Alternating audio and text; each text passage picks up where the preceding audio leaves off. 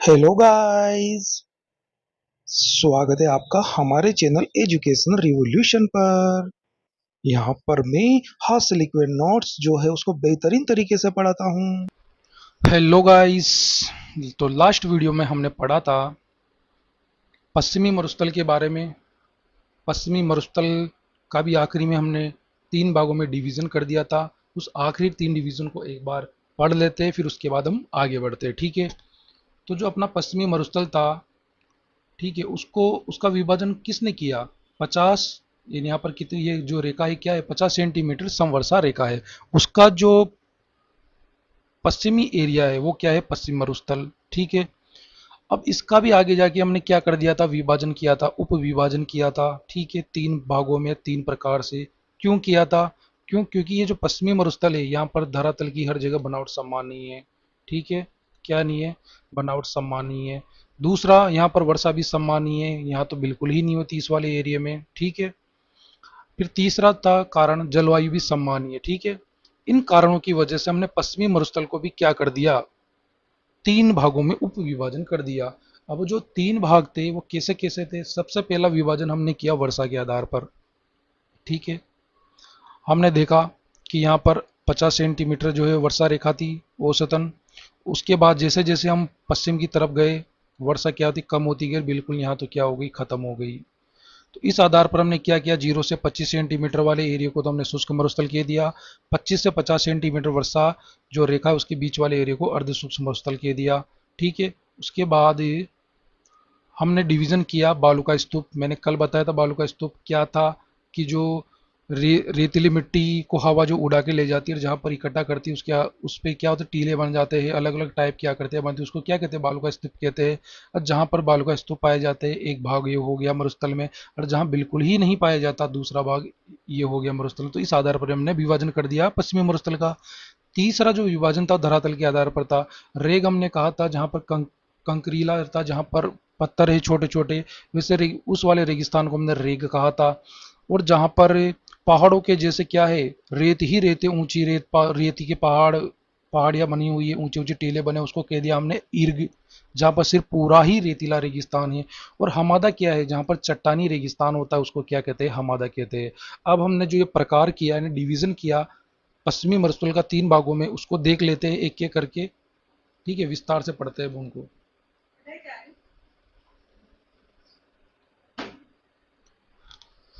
तो जो हमने पश्चिमी मरुस्थल का जो उप विभाजन किया, उसमें जो पहला किया उसको हम पढ़ते हैं। जो पहला उप विभाजन है वो किया हमने वर्षा के आधार पर। ठीक है।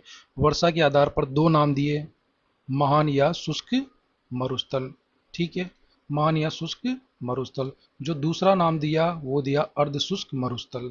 तो देखो ये है अपना राजस्थान। ठीक है। ये जो रेखा है, ये वाली, ये रेखा है 50 सेंटीमीटर वर्षा रेखा। इसके बाद एक और रेखा है जो है 25 सेंटीमीटर वर्षा रेखा। ठीक है। जो 25 सेंटीमीटर वर्षा रेखा है इसके इधर, और जो 0 सेंटीमीटर वर्षा रेखा है उसके इधर, अर्थात ये वाला जो क्षेत्र है इसको नाम दिया शुष्क मरुस्थल। क्योंकि यहाँ पर शुष्क मरुस्थल यानी कि महान मरुस्थल, क्योंकि यहाँ पर जो वर्षा है वो होती है 0 से 25 सेंटीमीटर औसतन वर्षा होती है। और इसकी जो पश्चिमी सीमा है, अर्थात इस मरुस्थल की जो पश्चिमी सीमा है उसका निर्धारण कौन सी रेखा करती है? 0 डिग्री सेंट जी सॉरी डिग्री क्या, 0 सेंटीमीटर वर्षा रेखा। ठीक है। पूर्वी जो सीमा इसका निर्धारण कौन सी रेखा करती है? उसकी वो रेखा करती है 25 सेंटीमीटर वर्षा रेखा। ठीक है। और जो दूसरा है अर्ध शुष्क मरुस्थल, उसकी जो वर्षा है वो है 25 से 50 सेंटीमीटर वर्षा होती है औसतन। जो इसकी जो पश्चिमी सीमा है, अर्थात ये वाला जो एरिया है, इसका जो पश्चिमी सीमा है ये, इसका निर्धारण कौन करती है? 25 सेंटीमीटर वर्षा रेखा। और पूर्वी सीमा का निर्धारण कौन करती है? ये 50 सेंटीमीटर वर्षा रेखा, जो राजस्थान को दो भागों में बांट देती है। तो ये समझ में आ गया। अब बढ़ते हैं आगे, देखते हैं कुछ क्वेश्चन जिससे आपको पता चलेगा कि इस टाइप से किस टाइप, इस टाइप को लेकर अर्थात जो मरुस्थल की जो प्रकार है उनसे किस टाइप का क्वेश्चन बनता है उसको देखते हैं। तो जो पहला क्वेश्चन है वो क्या है? राजस्थान की विभाजक रेखा।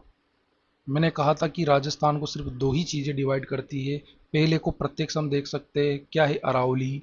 दूसरी है जो कि काल्पनिक है, क्या है? 50 सेंटीमीटर वर्षा रेखा। तो इसका आंसर क्या होगा 50। ये दे रखा है एमएम में, तो आप जानते हो 1 सेंटीमीटर में कितना एमएम होता है, 10 होता है, तो 50 में कितना होगा रे 500, तो 500 एमएम आंसर। ठीक है, सेंटीमीटर में दे दे तो 50 सेंटीमीटर ही। दूसरी चीज, रेतीले मरुस्थल की जो पूर्वी सीमा है उसका निर्धारण किस वर्षा रेखा के द्वारा किया जाता है। रेतीला मरुस्थल दिया है, इसका मतलब उसने पूरा पश्चिमी मरुस्थल ही दे दिया, उसने ये नहीं कहा कि शुष्क मरुस्थल हो या अर्ध शुष्क, मतलब उसने पूरा दोनों को मिला के मरुस्थल दे दिया कि मरुस्थल की जो पूर्वी सीमा है, अर्थात उसने ये पूरा मरुस्थल दे दिया, पूरा ये पूरा एरिया मरुस्थल का। ठीक है, वो कह रहा है कि उसकी जो पूर्वी अर्थात इस साइड की जो सीमा है उसका निर्धारण किस वर्षा रेखा से होता है। हमने देखा था 50 सेंटीमीटर वर्षा रेखा, लेकिन कहीं कहीं एनसीईआरटी में आपको 40 भी दिया मिल सकता है। अर्थात अगर ऑप्शन में आपके 40 आ जाए तो 40 टिक कर देना, लेकिन 40 और 50 दोनों आए, दोनों आएगा नहीं, क्योंकि बहुत से जो पिछले जो अपने बोर्ड के एग्जाम हुए उसमें 50 ही दिया था और 50 को सही माना था। लेकिन जब हम एनसीईआरटी देखते हैं तो 40 है, तो आप दोनों रख लेना कि एनसीईआरटी के आधार पर 40 है, बाकी तो 50 है ही सही। ठीक है, अब हम बात करते हैं जो अपना पहला है, क्या उप विभाजन किया था किसका, पश्चिमी मरुस्थल का, क्या नाम था, नहीं किस आधार पर, वर्षा के आधार पर, क्या नाम था, महान या शुष्क मरुस्थल, उसको देखते हैं। देखो ये रहा, उसको ए नाम दे दिया हमने, ए भाग दे दिया, ये अपना क्या है शुष्क मरुस्थल है, और ये क्या है अर्ध शुष्क है। ठीक है, वर्षा के आधार पर किया है, क्यों, क्योंकि वर्षा के आधार पर किया तभी तो ये वर्षा रेखा खींच रखी है। यहाँ पर जो वर्षा है वो 0 से 25 डिग्री 25 डिग्री नहीं 25 सेंटीमीटर वर्षा औसतन वर्षा होती है। ठीक है, जिले जो है कौन कौन से आते हैं इस एरिया में, बीकानेर आता है, जैसलमेर आता है, बाड़मेर आता है, जोधपुर आता है। ठीक है, और जो ये भाग है शुष्क मरुस्थल महान मरुस्थल, ठीक है, इसका उपनाम क्या है, महान मरुस्थल। ठीक है ना, महान मरुस्थल और शुष्क मरुस्थल, शुष्क मरुस्थल का उपनाम है महान मरुस्थल। इसका रीजन क्या है, इसका रीजन के रेत के टीले, बालू का स्तूप सबसे ज्यादा, यानी कि हर जगह बालू का स्तूप, रेत के बड़े बड़े टीले देखोगे, इसका मतलब महान। जब देखते हैं कोई चीज ऊंची होती है उसको क्या कहते हैं, महान कहते हैं, इसलिए इसका नाम महान मरुस्थल उपनाम भी दे दिया। ठीक है, यहाँ की जो मिट्टी है आप जानते हो मरुस्थल की मिट्टी कौन सी होती है, रेतीली होती है, मोटे मोटे कणों वाली।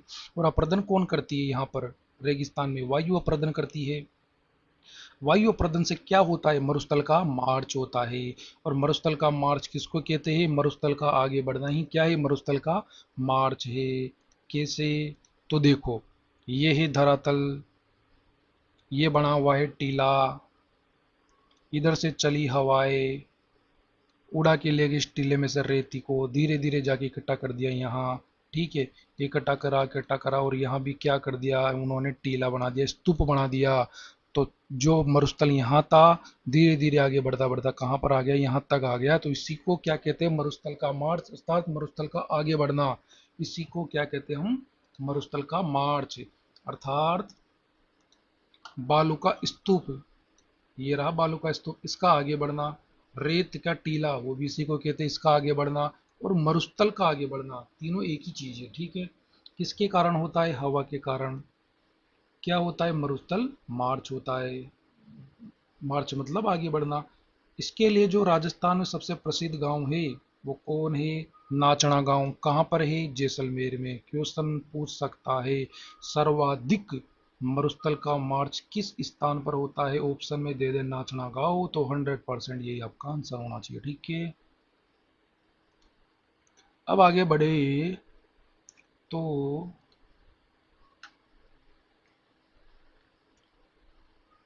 देखते अब जो बालू का स्तूप है, हमने कहा था कि राजस्थान जो पश्चिमी राजस्थान है, जो पश्चिमी मरुस्थल है उसको तीन भागों में बांटा। पहला था वर्षा के आधार पर, जिसको हमने पूरा पढ़ लिया, दो टाइप में बांटा था, महान या शुष्क मरुस्थल, दूसरा था अर्ध शुष्क मरुस्थल।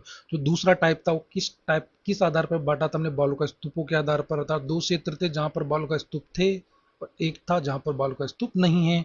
तो देखो जो बालू का स्तूप है वो दो टाइप के होते हैं, वनस्पति के आधार पर और आकृति के आधार पर बालू का स्तूप को भी दो भागों में बांट देते हैं। किस आधार पर, मतलब ऐसे ऐसे बालू का स्तूप जहां पर क्या है, जैसे एक मान लो झाड़ी है, उसके आसपास क्या हो गया, रेती इकट्ठी हो गई, लेकिन स्तूप तो बन गया ना, वनस्पति भी है। तो एक तो बालू का स्तूप किस टाइप का, वनस्पति के आधार पर। दूसरा टाइप है आकृति के आधार पर, कि जो ये बालू का स्तूप है कभी ऐसे बनेंगे, कभी ऐसा होगा, कभी ऐसे बन गए, मतलब अलग अलग टाइप के बालू का स्तूप बन जाते हैं। तो उनको आकृति के आधार पर भी हम क्या करते हैं, डिवाइड करते हैं। ठीक है, तो देखिए वनस्पति के आधार पर देखिए तो एक एरिया ऐसा जहां पर वनस्पति के साथ बालू का स्तूप बनता है तो उस वनस्पति सहित हो गया। अब इसमें क्या समझना, यही कि जहाँ वनस्पति है बालू का स्तूप बन गया, उसके पास वनस्पति सहित हो गया। एक चीज ये है कि जहां पर क्या है वनस्पति नहीं है वहां पर जो बालू का स्तूप बनते हैं उस बालू का स्तूपों को क्या कहते हैं, धोरे या धरियन कहते हैं। जैसे मान लो ये बालू का स्तूप बन गया, ये बालू का स्तूप बन गया, ठीक है, ऐसे बन गए, जुड़ते हुए बालू का स्तूप बन गए। अब जो ये क्या कहलाते हैं, धोरे कहलाते हैं। जो धोरों के बीच का ये जो रास्ता है ना, ये वाला, ये रास्ता, इसको क्या कहते हैं, इसको कहते हैं कारवा। कहते हैं ना, कारवा साथ लेके चले, इसको कहते हैं कारवा, ठीक है। और दूसरा टाइप पढ़े तो वो है आकृति के आधार पर। अब आकृति के आधार पर बहुत सारे टाइप के होते हैं, इनको भी एक एक करके पढ़ेंगे हम। तो नाम देख लेते हैं यहाँ, बरखान बालू का स्तूप, अनुदैर्ध्य बालू का स्तूप, अनुप्रस्थ बालू का स्तूप, पेराबोलिक, शुभ्र काबिज, नेबखा, तारा, नेटवर्क, धरियन। अलग अलग 8 से 10 टाइप के बालू का स्तूप है आकृति के आधार पर, जिसको हम आगे एक एक करके पढ़ेंगे, ठीक है। अब आगे बढ़ते हैं हम, आगे बढ़ते हैं और देखते हैं हम क्या चीज। सबसे पहला आकृति के आधार पर देखिए, सबसे पहला था अपना बरखान बालू का स्तूप। देखो राजस्थान में सर्वाधिक बालू का स्तूप जो है ना वो इसी टाइप के होते हैं। क्या होता है बरखान बालू का स्तूप, ये देख रहे हो आप, अर्धचंद्राकार, ये जो है अर्धचंद्राकार क्या होते हैं, आकृति के होते हैं बालू का स्तूप। कहीं कहीं रेगिस्तान में घूमने जाओ और ऐसे चांद टाइप से देख लो, आधा चांद, समझ जाना नाम क्या दे देना उंगली करके, बरखान बालू का स्तूप, ठीक है। अर्धचंद्राकार होते हैं और इनकी जो ऊंचाई होती है, ऊंचाई मतलब कि देखो ये है, ये क्या है, इसकी ऊंचाई है। और लंबाई कितना लंबा है, ये वाला, ठीक है, लंबाई मतलब ये वाला। तो इनकी जो ऊंचाई होती है वो लगभग 20 से 30 मीटर होती है, और जो सॉरी ऊंचाई जो है, और लंबाई जो है 50 से 100 मीटर होती है। और ये कौन से बालू का स्तूप है, बरखान नाम देता है इनको, ठीक है। अर्धचंद्राकार इनकी आकृति होती है। और सबसे इंपॉर्टेंट चीज कि सर्वाधिक गतिशील यही है। अब सोचो, सर्वाधिक गतिशील यही है तो सबसे ज्यादा मरुस्थल का मार्च भी कौन कर रहा होगा, यही कर रहे होंगे, इसी टाइप के बालू का स्तूप कर रहे होंगे। इसीलिए इनको क्या कहेंगे, सर्वाधिक विनाशकारी। अर्थात रेगिस्तान का बढ़ना अच्छा थोड़ी है, सर्वाधिक क्या होगा, विनाशकारी होगा। तो ये किस किस क्षेत्र में पाए जाते हैं, देखो मोटा मोटी जैसलमेर, बाड़मेर, जोधपुर का ओशिया हो गया, शेखावाटी क्षेत्र में भालेर गांव, चूरू, मांडाव गांव, झुंझुनू, यहाँ पर सर्वाधिक पाए जाते हैं, ठीक है ना। आगे चले अब, तो हम देखते हैं कि जो अनुदैर्ध्य है अपने बालू का स्तूप वो क्या होते हैं। देखो ये है रेगिस्तान की धरातल, ठीक है। यहाँ पर क्या हो रहा है, रेगिस्तानी जो बालू मिट्टी है उसका क्या बना हुआ है, बालू का स्तूप बना हुआ है, ठीक है। हवा चल रही है इस साइड पे, उड़ा के ले जाएगी। अब क्या करेगी, इसको ऐसे ऐसे बना देगी आगे, ठीक है, ऐसे ऐसे बना देगी, मतलब हवा की दिशा में ही ऐसे लहरें बना रही है। तो उसको क्या कहेंगे, अनुदैर्ध्य बालू का स्तूप, अर्थात हवा के समानांतर, उसको कहेंगे बालू का स्तूप। ये भी अलग अलग टाइप के होते हैं, रेखीय हो जाएगा, कोई पवनानुवर्ती हो जाएगा, कोई सिप बालू का स्तूप हो जाएगा, ठीक है। लेकिन इसका जो मोटा मोटी जो पहचान है वो क्या है कि हवा के समानांतर जिस टाइप के बने वो बालू का स्तूप कौन से कैटेगरी में आ जाएगा, अनुदैर्ध्य बालू का स्तूप में आ जाएंगे, ठीक है। ये ज्यादातर कहाँ पाए जाते हैं, ये है महान शुष्क मरुस्थल में, ठीक है। अगला जो नंबर 3 है वो अपना नंबर 3 है अनुप्रस्थ बालू का स्तूप। अब नाम से ही अनुप्रस्थ, अनुप्रस्थ मतलब कोण या 90 डिग्री, मतलब कि अगर हवा जा रही है ऐसे तो ये बनेंगे खड़े, ठीक है। ये होते हैं अनुप्रस्थ बालू का स्तूप। निर्माण हवा के समकोण की, समकोण होता है, अर्थात दिशा बताइए, निर्माण किस दिशा में होता है, हवा के समकोण में होता है। क्षेत्र कौन कौन सा है, जैसलमेर है, बाड़मेर है, जोधपुर है, शेखावाटी, ठीक है। देखते हैं हम, ये है क्या है बालू का स्तूप। हवा जारी इधर, आगे मान लो पहाड़ है ऐसे ऊंचा। अब क्या करेगी, ये जो बालू का स्तूप है यहाँ से लेके आई मिट्टी को, धीरे धीरे इकट्ठी होती जाएगी, ऐसे इकट्ठी होती जाएगी, ठीक है। तो पर्वत की इधर क्या होगी, पहले जब पहाड़ था तो ढलान ज्यादा थी, लेकिन अब क्या होगी, ढलान कम हो गई, ठीक है। और इधर कौन सा एरिया बन गया, हवा विमुख भाग, ठीक है। ये देखो ये वाला एरिया बन गया, पहले तो था ये कैसे, ऐसे, ठीक है। तो ये जो बाधा है, जो किसके सामने बाधा, हवा के सामने नीचे धरातल है। तो जो हवा के सम्मुख वाला जो भाग है, ये वाला भाग, ठीक है, बाधा का ये वाला भाग जी, उसकी जो ढाल है वो क्या होती है, मंद होता था, धीमी पड़ जाती है। और जो हवा का जो विमुख वाला भाग है, उसकी ढाल क्या होती है, तेज हो जाती है। ठीक है। इस टाइप के जो बालू का स्तूप है वो अनुप्रस्थ बालू का स्तूप है। जो क्या कारनामे करते हैं वो मैंने बता दिया। ठीक है, आगे बढ़ते हैं अब।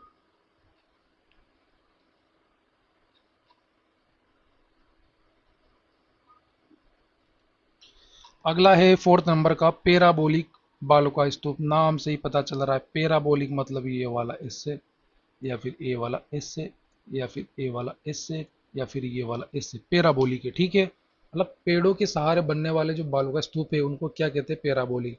ये पेड़ है, इसके सारे सारे जो इधर भी इकट्ठे हो गए, इधर भी इकट्ठे हो गए, किस टाइप के बन गए, पेराबोलिक। ठीक है, हवा इधर जा रही है, क्या हो जाएगा, पेराबोलिक बन गए। अब पता है क्या होता है, जैसे तेज हवाएं चलती है, यहाँ से मिट्टी को उड़ा के लेगी, आगे जाके जैसे जैसे हवा क्या होती है, मंद धीमी होती जाएगी, यहाँ पर ढेर करती जाएगी, इधर से भी आएगी ढेर करती जाएगी, चारों तरफ क्या बन गया, पेराबोलिक, क्या बन गया, बालू का स्तूप बन गया। इस टाइप के बालू का स्तूप जो है ना, पेराबोलिक, जो कि पेड़ों के सहारे बनते हैं, उनको हेयर पिन बालू का स्तूप भी कहते हैं। बहुत इंपॉर्टेंट नाम है, ये एग्जाम में बहुत बार पूछा जा चुका है। ठीक है, ये कहाँ कहाँ पाए जाते हैं, संपूर्ण राजस्थान में पाए जाते हैं। ठीक है, बालू का स्तूप का मतलब ये थोड़ी कि जो रेगिस्तान की मिट्टी है, मतलब रेगिस्तान की जो बालू, उसी कारण और जगह जाओ वहां पर रेगिस्तान नहीं है लेकिन वहां मिट्टी तो है ना, तो मिट्टी का वहां भी तो अपर्दन हवा करती होगी, तो उससे भी तो बालू का स्तूप बनता है। ठीक है, मिट्टी का स्तूप बनता है। तो ये जो है संपूर्ण राजस्थान में पाया जाता है इस टाइप का।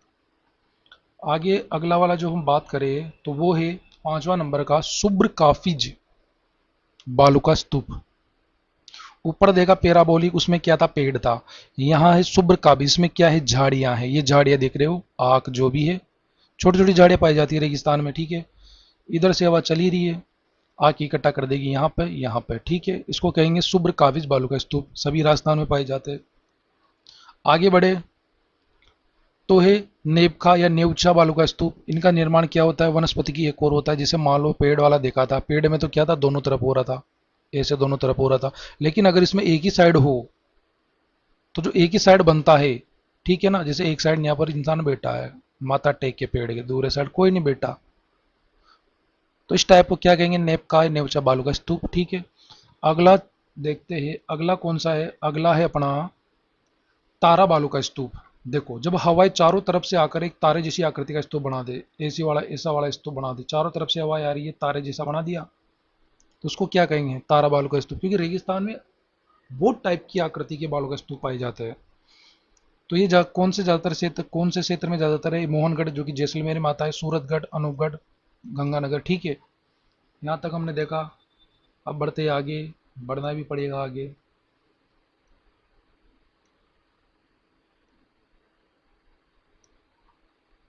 अगला जो है आठवें नंबर का, वो है अपना नेटवर्क। नाम से ही ठीक है, नेटवर्क।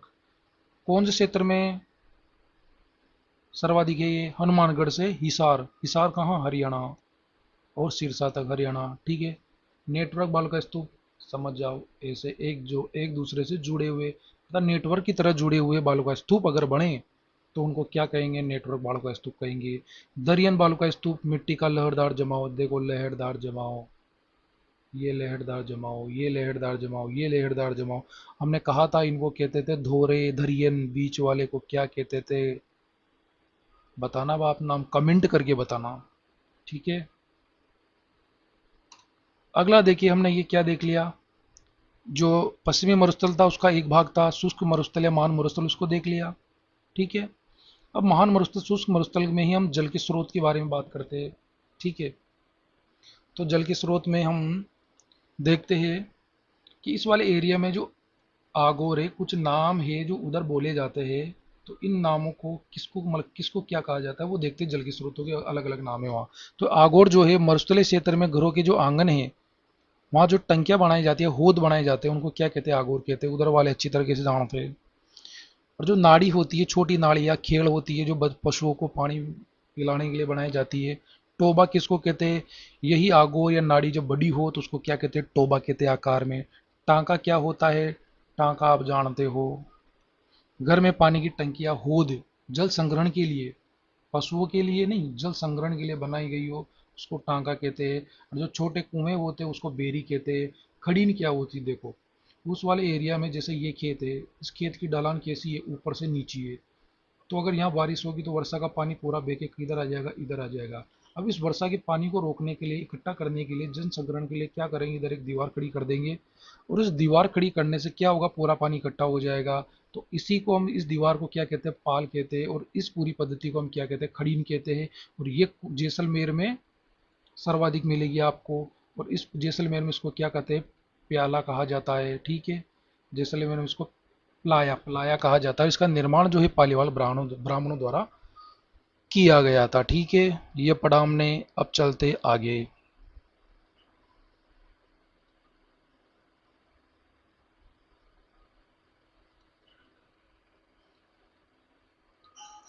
अब हम देखते हैं कि जो महान मरुस्थल या जो शुष्क मरुस्थल है, उसकी झीलों के बारे में देखते हैं, ठीक है।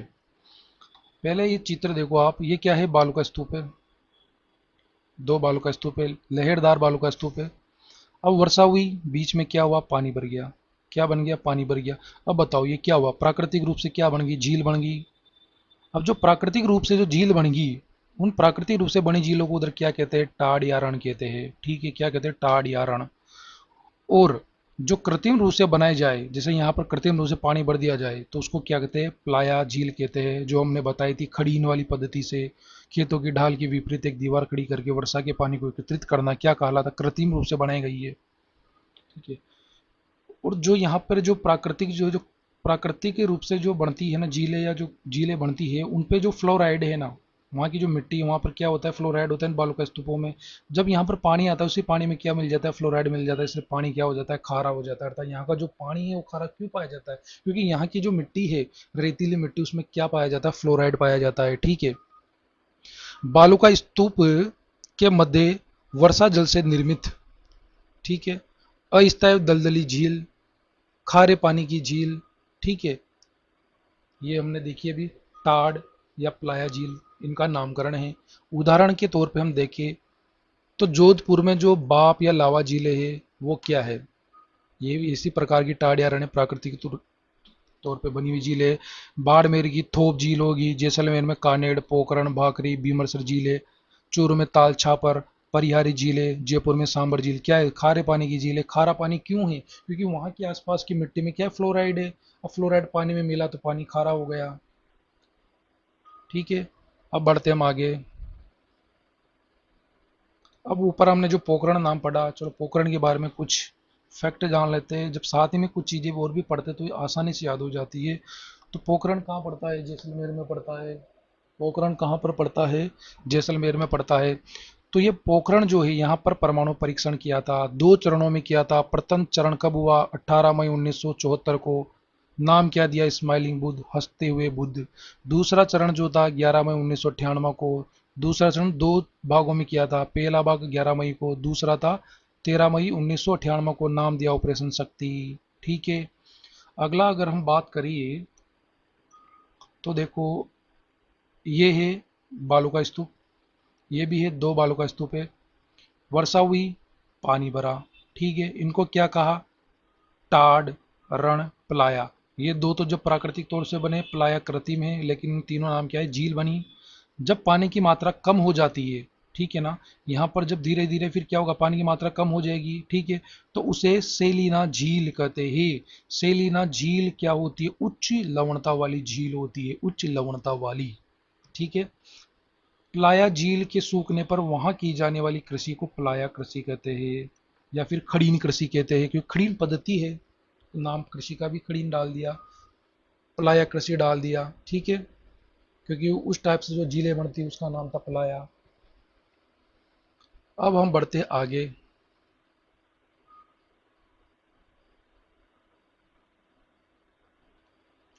अब देखो, ये अपना राजस्थान, ये 50 सेंटीमीटर वर्षा रेखा, ये 25 वाली, ठीक है। ये अपना शुष्क महान मरुस्थल, ये अर्ध शुष्क मरुस्थल, ठीक है। यहाँ पर क्या है, एक स्थान है जोधपुर। जोधपुर में गांव है बाप, ठीक है। वहां पर पाए जाते हैं गोल चिकने पत्थर, इसलिए इस स्थान को नाम दिया बाफ बोल्डर। ठीक है। और जो ये गोल चिकने पत्थर है, ये किस युग के हैं? फर्मो कार्बोनिफेरस युग से संबंधित है। ऐसे ही एक और स्थान है जोधपुर में जिसको नाम दिया भादुरा बोल्डर। बोल्डर पत्थर है, भादुरा जगह है। ठीक है। एक है नकलिस्तान। नकलिस्तान नकलिस्तान जैसे पाकिस्तान नकलिस्तान है ऐसे। ठीक है। नकलिस्तान एक जगह है मरुस्थल में हरा भरा भाग।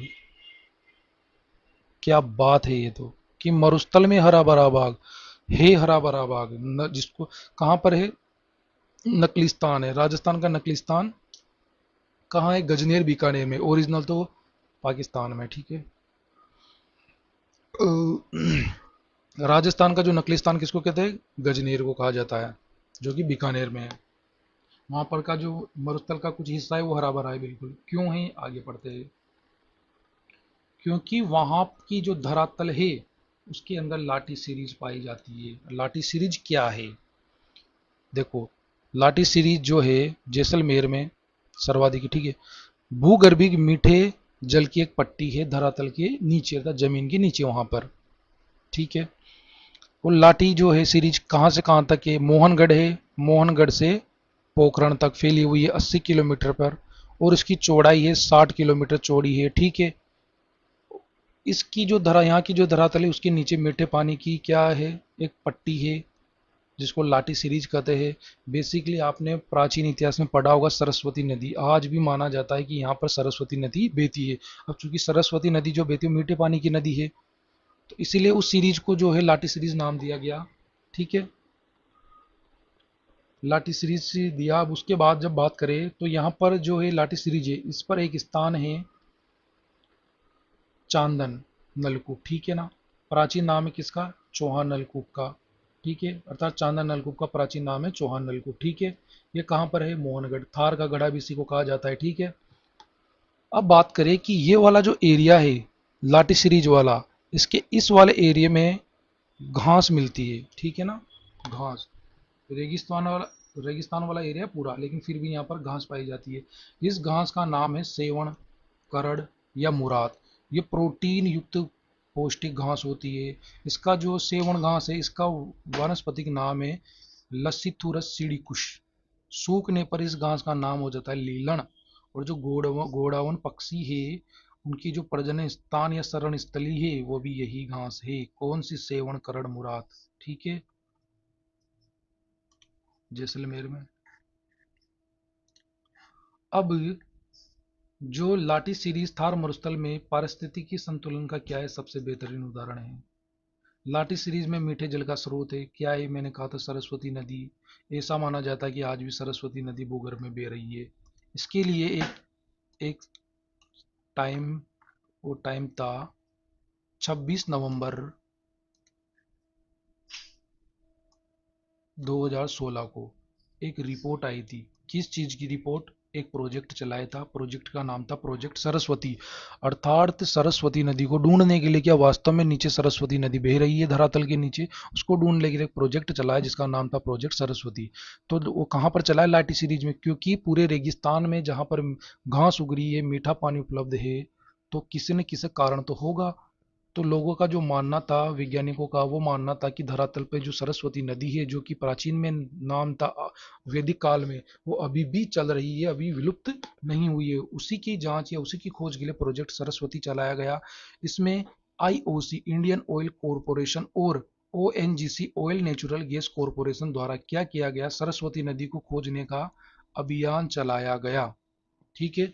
अभियान चला गया। तो इसकी रिपोर्ट कब आई? 26 नवंबर 2016 को। किसने दी? केस वालिया समिति ने। इस रिपोर्ट में क्या था कि सरस्वती नदी कोई मिथ्या नहीं है, वास्तविकता है, और सरस्वती नदी को जिंदा नदी का दर्जा दिया गया। अर्थात आज भी सरस्वती नदी धरातल के नीचे से बह रही है।